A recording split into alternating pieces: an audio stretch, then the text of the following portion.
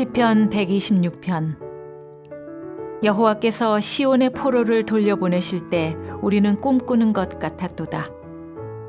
그때 우리 입에는 웃음이 가득하고 우리 혀에는 찬양이 찼었도다. 그때 문 나라 가운데서 말하기를 여호와께서 그들을 위하여 큰 일을 행하셨다 하였도다. 여호와께서 우리를 위하여 큰 일을 행하셨으니 우리는 기쁘도다. 여호와여, 우리의 포로를 남방 시내들 같이 돌려보내소서. 눈물을 흘리며 씨를 뿌리는 자는 기쁨으로 거두리로다. 울며 씨를 뿌리러 나간 자는 반드시 기쁨으로 그 곡식단을 가지고 돌아오리로다.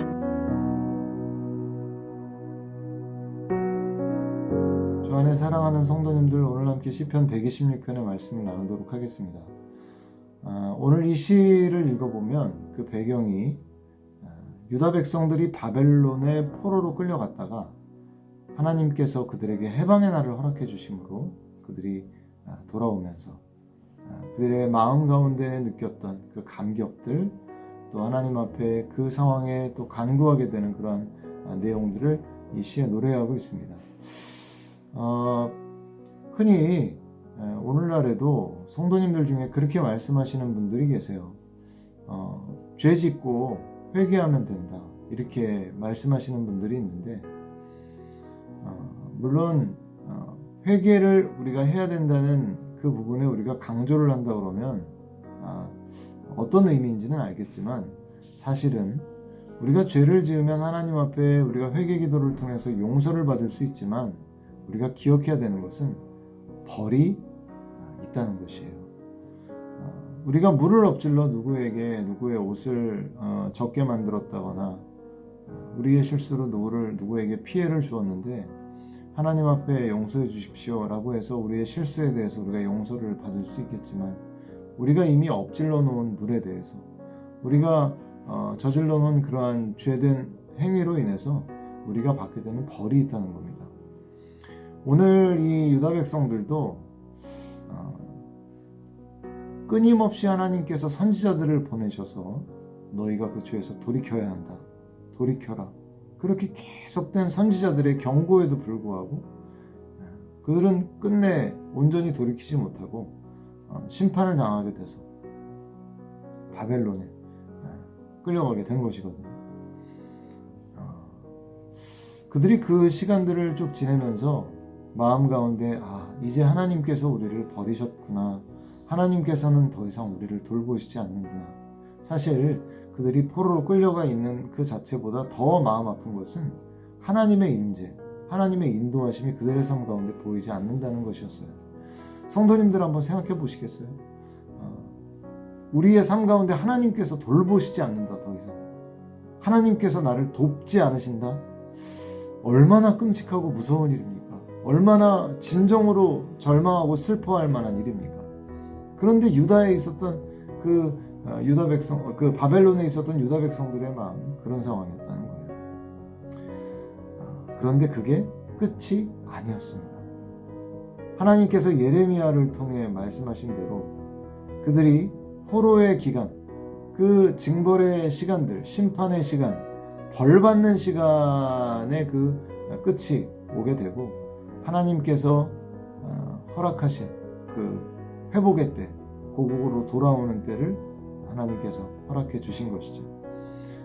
정말 돌아갈 수 없을 거라, 우리가 정말 하나님의 어떤 도우심, 인도하심 가운데 앞으로 살아갈 수 있을 것인가, 하나님 여전히 우리를 이끌어 주실 것인가, 이런 거에 대해서 의심하는 마음들, 또 그것으로 인해 마음에 절망하는 마음이 있었는데, 하나님께서 그들을 다시 그 땅으로 돌아오게 해주시는, 회복하게 해주시는 그때를 허락해 주신 거예요. 그래서 1절에 보면 뭐라고 말합니까? 여호와께서 시온의 포로를 돌려보내실 때 우리가 꿈꾸는 것 같았다는 겁니다. 꿈꾸는 것 같았다. 2절에 보면 그때 우리 입에는 웃음이 가득하고 우리 혀에는 찬양이 찼었도다. 그때 문나라 가운데에서 말하기를 여호와께서 그들을 위하여 큰일을 행하셨다. 하나님께서 큰일을 행하셨음으로 인하여 그들은 감격하고 기뻐하고 있습니다. 꿈꾸는 것 같았다고 말합니다. 우리가 오늘 기억해야 될 것이 있습니다. 우리가 죄로 인해 우리가 오늘 받고 있는 벌이 있을 수 있습니다. 어려움이 있을 수 있습니다. 그러나 그 상황이 끝이 아니라는 거죠.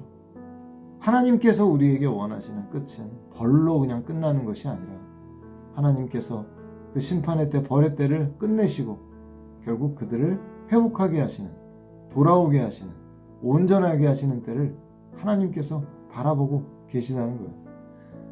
우리가 하나님 앞에 엎드려서 그래서 구해야 할 것은 하나님, 우리로 그 하나님의 그 회복의 때를 바라보며 오늘의 어려움, 오늘의 힘든 상황들을 이겨내게 하옵소서. 우리가 사실 이런 마음으로 나아가야 하는 것이죠.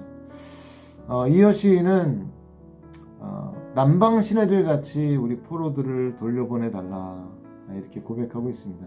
그러니까 아마 아직도 그 바벨론 땅에 남아있었던 유다의 백성들이 있었던 것이죠. 그들을 돌려보내달라.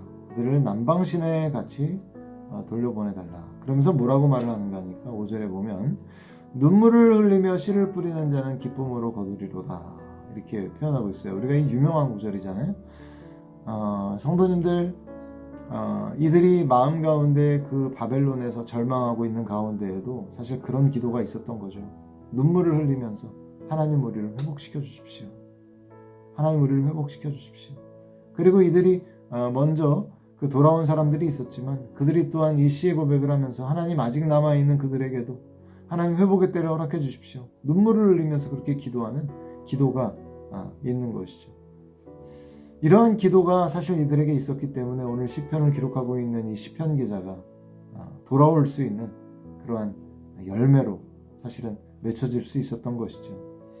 그리고 이 시인의 이 고백처럼 울며 씨를 뿌리는 자에게는 반드시 하나님께서 기쁨으로 거두는 때를 허락해 주신다는 것. 이 시인도 확신하고 있고 우리가 이 시인의 고백을 보면서 또한 오늘 우리도 말이죠.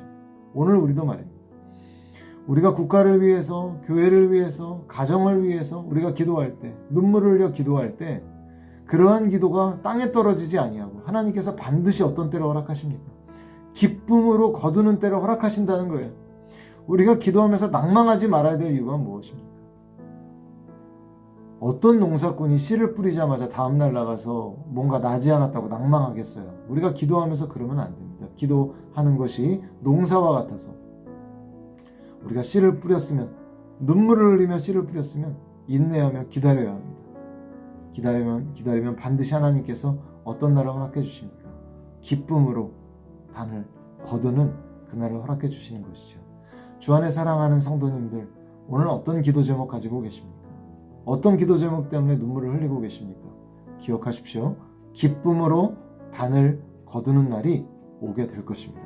하나님께서 말씀해 주신 것처럼 기뻐하며 꿈꾸는 것 같았도다 라고 이 시인이 고백하는 것처럼 하나님 이렇게 놀랍게 응답해 주시네, 하나님 이렇게 놀랍게 역사해 주시네, 간증하는 날이 온다는 걸 기억하시면서 오늘 시인과 같이 울며 씨를 뿌리는 자가 되어 눈물로 하나님 앞에 기도할 수 있는 저와 여러분들이 되실 수 있기를 주님의 이름으로 축원드리겠습니다.